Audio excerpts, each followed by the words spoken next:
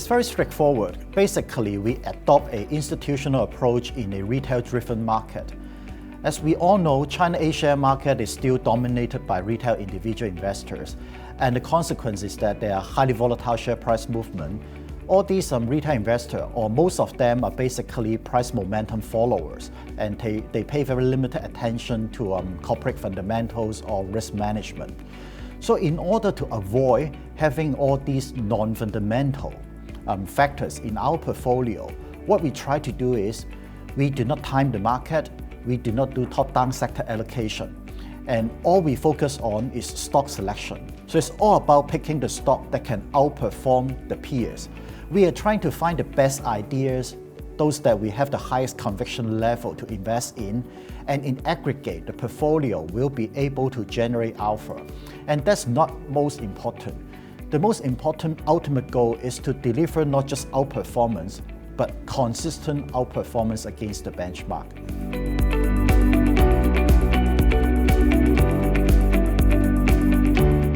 Obviously, there are differences between the investor behavior in the onshore A market with the rest of the world. And that explains why there are low correlations between the China A market with other equities market around the world. And by adding China A shares into your client's portfolio, basically it would help to diversify away some of the portfolio risk. And with China A share as a component of your, say for example, emerging market portfolio, then it would help to enhance the overall return of your portfolio, but without bearing additional or higher risk.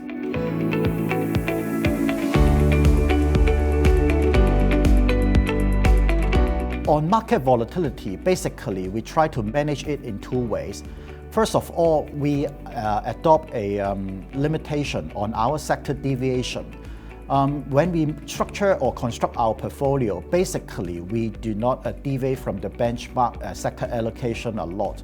We keep it within a plus or minus 5% range, so that whenever there are highly frequent sector rotations, we will still be able to benefit from the stronger performing sectors.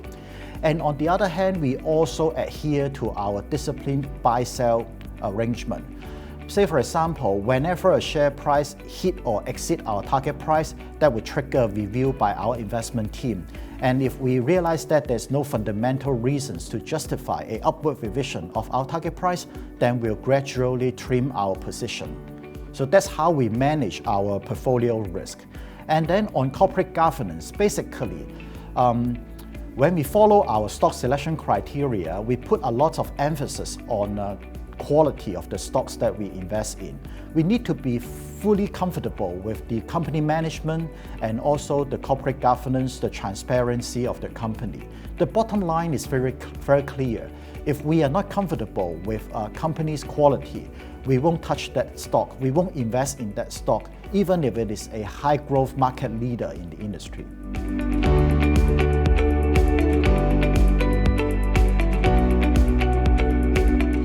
Unlike the offshore market, those listed in Hong Kong or the US, China A-share market is much more diversified and it offers a lot of opportunities in the so-called new economy areas. The offshore market, like those listed in Hong Kong or the US, are basically dominated by either the internet giants, e-commerce platform, or the old economy names like China Financials, oil and energy, or telecom operators. Whereas in the A-share market, there are a lot more different subsectors to consider, such as consumer services like tourism, entertainment, or within healthcare, there are innovative drug makers or equipment providers. And then within industrials, there are also some new economy areas, including electric vehicle, environmental monitoring, industrial automation. And within IT, we are also able to find a lot of good quality companies in the A-share market. So that's why we argue that by investing in the A-share market, investors are in fact positioning themselves to ride on the structural transformation of the Chinese economy going forward.